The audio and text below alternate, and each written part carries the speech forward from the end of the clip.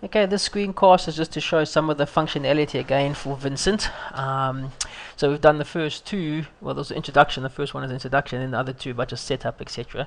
But now we're in this clean Vincent install.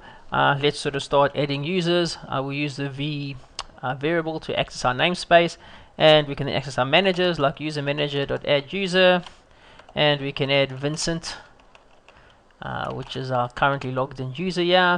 We can also add things like, let's call him after my dogs, Einstein and one Newton. Okay, and we can create groups. We can use auto completion for this. Group manager.add group, and let's call one dogs. And we can create one called, why not DevOps, right? Okay, and now we can start creating hosts. Once again, to get references to these variables, I can either at creation time just go like h equals and go v.hostmanager.add host and call it a name like Vincent.abc.co.za or something like that.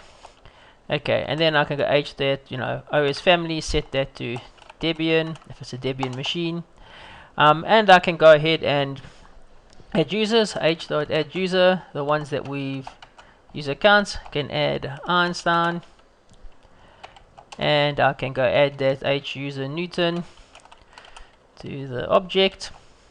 Okay, and I can also go ahead and add groups,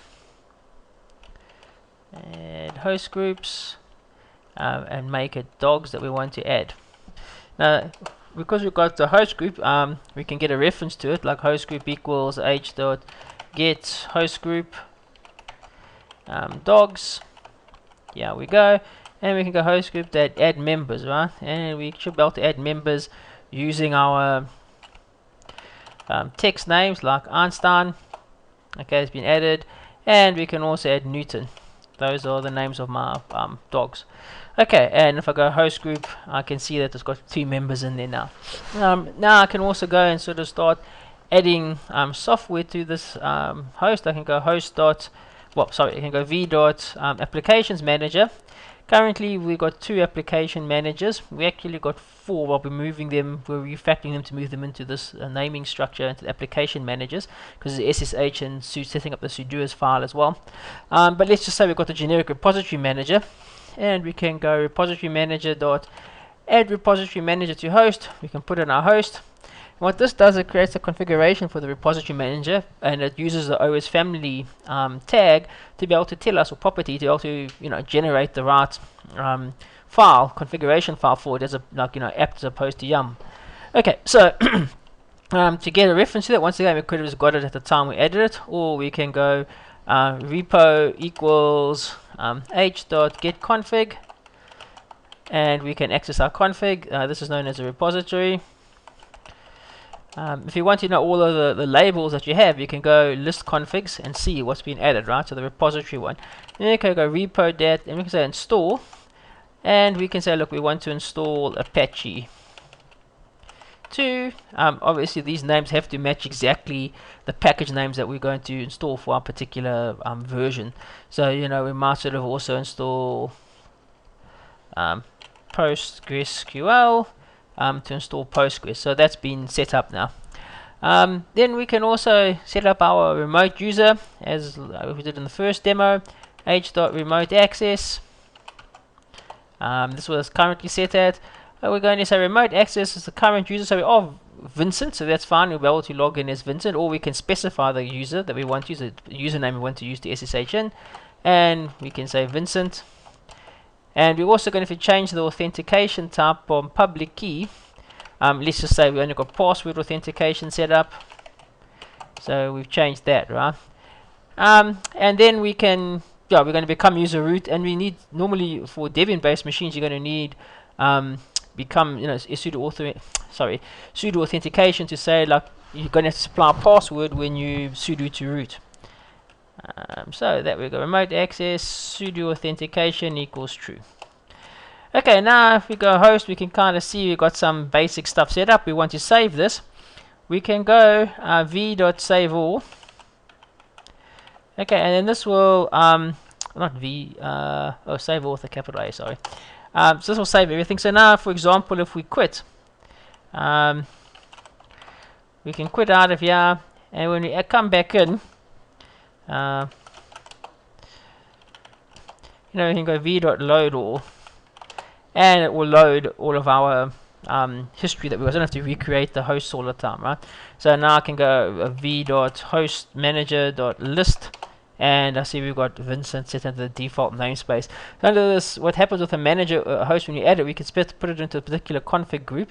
So we might want one for web servers, and maybe a host appears under the web server and under the database server ones. So we could go, for example, v.hostmanager.add host, and we can call it let's call it www.abc.co.za, and we can specify a group. Let's call it web. Okay. So now when I go v.hostmanager.list, we can see we've got one under defaults, and then we have another one w.abc, right? Oh, it's got in the wrong config group. Let me update this config group, so I can go h.hostmanager v.hostmanager get host www.abc.co.za h.config group equals web. Okay, now if we go list, we can see we've got the two different configs, and this means that like Vincent.abc.co.za can't appear twice under the default config, but they can appear twice under under another config such as web. So one of the things we can also do here is, like, every time we come in, let's say we want to do something like get this reference to the config group. We don't have to, every time we come in, have to load everything and run these commands again. So we can do something we call like start recording, and we can give it a script name, so we can just give it demo. Okay, so it'll start recording. So every command we type now will be recorded to the script, and then we can later replay it. So for example, I can go www equals v.hostmanager.get host, and let's say www.abc.co.za, and I need to get it from the web config group. Okay, and also I'm going to get another one just called let's just call it Vincent host, and that's going to be v.hostmanager.get host, and I'm going to get it from Vincent.abc.co.za. and if I don't specify a config group, it will look in the default config group for it. So I'll have both of these, right? So now I can just go, for example, www and Vincent to access my two hosts. What I can do is then sort of save this, right? So I can then go stop recording. Okay. And that will save it to the demo.vs file. So later, if I quit from here, okay, and reconnect, not mark.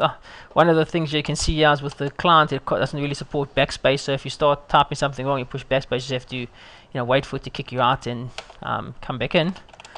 Oh man, I did it again. I must log in as Vincent. That's the user that we're using here. Okay, and so now if I went sort of like www, it's not going to be defined, but I can go now run script demo, and if I go www, my variable is defined. If I go Vincent, my variable is defined. So if I quit out of here, v.quit, we'll see under the .vincent directory, the config directory, there will be the scripts directory, under db, sorry, there was a scripts directory, and underneath here we have the demo vs. If we edit that file, we're just going to see it's going to have our commands saved in it, right? And then just run them again for us. So we can come here and change it if we want, or add new things. So you can do a whole sort of Java, whatever functionality JavaScript provides, you can put in here and then rerun it every time you access the machine. So for example, if we wanted to make sure everything was loaded, we could go v.load load all as the first command to make sure that it loads everything that it needs, right, in the file. Okay, I think that's the last demonstration for today. Hopefully it whets your appetite so you see where we're trying to go with Vincent. Thanks very much. Bye.